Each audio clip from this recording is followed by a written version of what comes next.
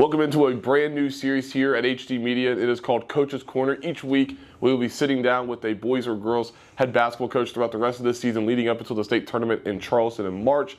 And we are pleased to be joining and tip off this series with the boys head basketball coach of the Nitro Wildcats, head coach Austin Lowe. Coach, welcome to the program. Thanks, man. I appreciate you having me. So, Coach, let's start here. I mean, you guys had a fantastic season last year, one of the Final Four teams last year. You guys didn't lose anybody. You bring back a really good core. What's different about this team at this point in the season compared to where you guys were a year ago at this point? They know 7 of these guys know it's their last ride, and they want to make that extra game this year. And being where we were at last year and the way we went down, having an injury and getting in some foul trouble, getting shady, they think they can play with those guys, and they just want to prove that this year.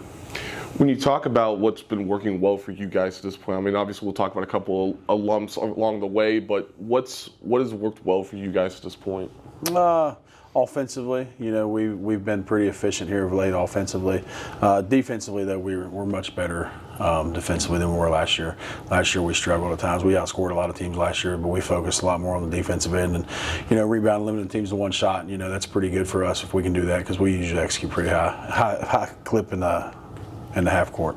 You mentioned the defensive side. I mean, you mentioned how you guys struggled in that last year, but what did you guys really hone in on to really get better at that this season? Pressuring the ball screen defense, not letting teams look through the window and get what they want. A lot of times we would just kind of set back and, we played decent defense, but we didn't pressure, we didn't turn teams over a lot last year, and we've done a lot better job of that this year. When you talk about that loss to Morgantown a couple of weeks ago up at Magnolia High School in the Rotary Classic, but talk about that loss. Obviously not the outcome you guys wanted. How have you seen your team respond following such a lopsided defeat? That's a good question. That's a question I'm glad you asked because that was something we didn't see coming. We didn't see that coming. We ran into a buzzsaw. We got up 6-5 early. We called timeout on a loose ball, and they just come out guns blazing, and they got hot, and we had trouble getting up and down the floor with those guys, and that was a big key, and that's kind of where we're weak at right now. And we've had a 9-10 day break, so we really hopped back into the conditioning program for the last 7 or 8 days, and they've had a great week of practice and no complaining. A lot of hands on knees and bent over, but we're getting it, and I think we're better this week than we were last week. That's where we're going with it. When you talk about a 9 to 10 day stretch, whenever you do have that big stretch in between one game to another, I mean, obviously you want to get a lot more conditioning in, but what do you really focus on? Do you focus more on the team itself, or do you focus more on the execution of plays whenever you go into these stretches? We've cleaned some stuff up. We haven't had nobody to prep for. We got Winfield tomorrow, but we've really got into cleaning up what we need to on offense. Defensively, I'm still satisfied with where we're at. We didn't have a great defensive day against Morgantown, but we played a little bit of zone, which we typically don't do because we thought they ran a lot of Spain action, and we didn't think we'd do a very good job of guarding that. And turns out we did a pretty good job guarding it the second half because they came out and pressed us the second half, and they didn't take the foot off the gas till 2 minutes to go, and we played with them second half. But that got us in a funk. We probably shouldn't have played them as much zone as we did, and I take that, but that's the biggest thing. Your schedule this year, obviously we mentioned you all playing Morgantown. You guys have played St. Albans as well. You still have some difficult games along the way. Chapmanville this week. You'll play Fairmont March 1st. You'll play Parkersburg the day before that. I mean, what did you want to see from your team, or what was the ideology behind building such a difficult schedule? Be ready. We wanted to be ready for late March here. That's the goal every time. And last year, I won't say our schedule was soft, but it was nowhere near the caliber of teams on there that there is this year. I told everybody at the beginning of the season we could lose 10 games and still have a chance to win it. When you go schedule those guys, and that's where we want to be. We want to see where we stand up against those guys going in early. Last year we didn't get to play a Shady last year, a Fairmont, or any of them guys, but we wanted to see where we're at going into it this year and see what we need to work on, especially early. And then that's why we went down to the beach. We got 3 great games down there, and then you come back. You had Bridgeport before we went down there, and you come back and you get Morgantown. It's supposed to play Fairmont, so we should have had a pretty good idea. But going forward, we still got like you said, Fairmont left, but that's the one. We just wanted to be ready for the state tournament and see that speed and that defense and that tenacity that we're going to see the teams we got to beat to be able to compete for a state championship.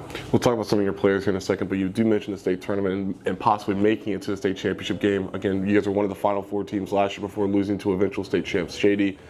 What's it going to take for this team to get over that hump and possibly compete for a state championship this year? I mean, we're not going to look past nobody. I mean, Wayne's playing really good basketball. Chapmanville can be dangerous. We got to focus on our regional opponents first. If we just do what we're capable of doing and we keep getting better every day, like we have been for the last week since Morgantown, I mean, we can be a problem, I think. The biggest thing for us is just going to be able to get up and down the floor with those guys. We play more of an old school, Big Ten style basketball. We're more of a half court. We try to get out and run when we can, but a lot of teams now look like the Warriors. They play 5 guards, and sometimes that's hard for us to guard. And that's why we got the Bridgeports, the Fairmonts, and the Morgantowns. And that's going to be our biggest thing is going forward. Is we've changed the way we practice a little bit. We've been running up and down the floor, picking up full court, so we can get ready to see that towards the end of the year. Let's talk about some of your players, and let's start with the senior group collectively first. I mean, obviously, this is a group that's been together for a long time, a group that you're really familiar with your son Derek being one of the many seniors on this year's team. But what has this senior group meant for this boys basketball program at Nitro? Everything.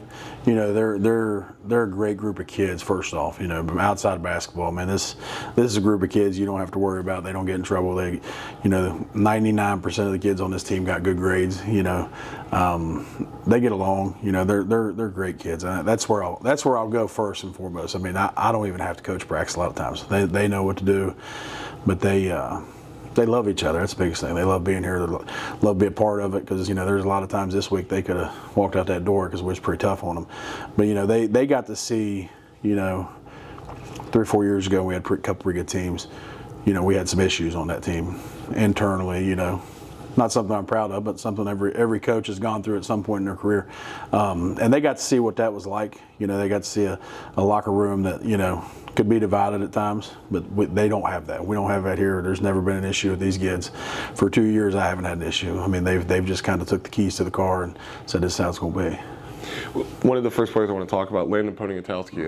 I like to call him the high school version of Nikola Jokic in a sense because he just kind of does everything offensively and defensively, more so offensively. I know you've seen a really big step and leap in his defensive effort, but talk about him just from an overall package. I mean, what separates him from other guys you've been able to coach? Well, first off, he don't shoot like Jokic.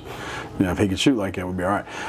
Pony's different, man. Like Pony's a good kid. He's dealt with a lot of adversity in his life. Losing his mom, but he's the guy that if there's a ball on the floor at practice, he gets it up. If somebody takes a seat at practice, he tells them to get up.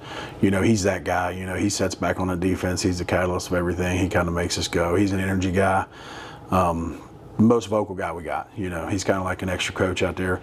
Knows everything we're gonna do. There's never a question of him messing anything up. He knows the system, knows every set we're gonna run. He does a really good job. He's kind of, like I said, he's a 6 coach out there. He's a 6 man out there. So when you talk about the Crouch brothers, Ashton and Colin, those 2 guys, really physical guys. I know you've seen a lot of growth in Colin this year along with Ashton, but those 2 guys have to be really good for you just to be able to have scoring inside, and with Colin, he can shoot some outside as well. But what's it like to have both the Crouch brothers on this team? Oh, it's amazing. Crouches they're good kids. I mean, Ashton does a good job physically. He's a beast. Colin is so raw and talented. He's gonna be hard to handle for the next couple of years. He probably should have got a little more time last year.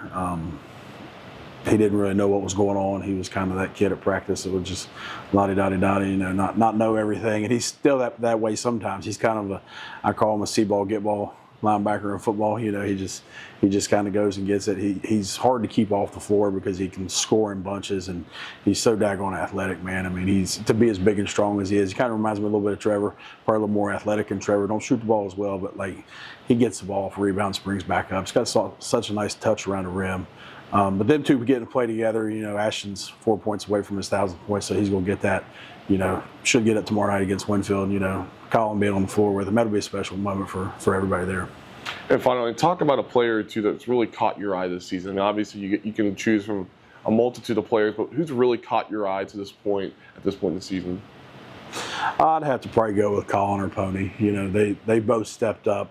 Pony's Pony. I mean, it's hard to say he's caught my eye. He's always had my eye, but he wants to win. Him and Derek and Ashton, they're the 3 that they get it. They're the ones that practice this week. That if we didn't hit a running drill, they're the ones getting in somebody's tail end, and that's the biggest thing is I challenged those guys after the Morgantown game. I'm going to put this back on you. I said, this is on us now. Me and you three right here. I said, you're the three that go up there with me every home game and every away game when we go to captain's meetings. I said, it's time to be a captain. And then Colin, just the emergence to him, like the way he's flipped the switch. Like I said, last year he was a little immature and didn't know what was going on and kind of goofed off, and he stayed in my doghouse. I mean, I told him, told everybody, he'd play if he didn't mess around, And then this year, when we started workouts, he just kind of flipped the switch. He worked hard in the weight room, worked hard when we were out there running, and got in the open gyms and had a great fall leg, and and he's a hard one to keep off the floor. And like I said, he can get you 10, 15, 20 points and 8 or 10 rebounds every night, just being out there.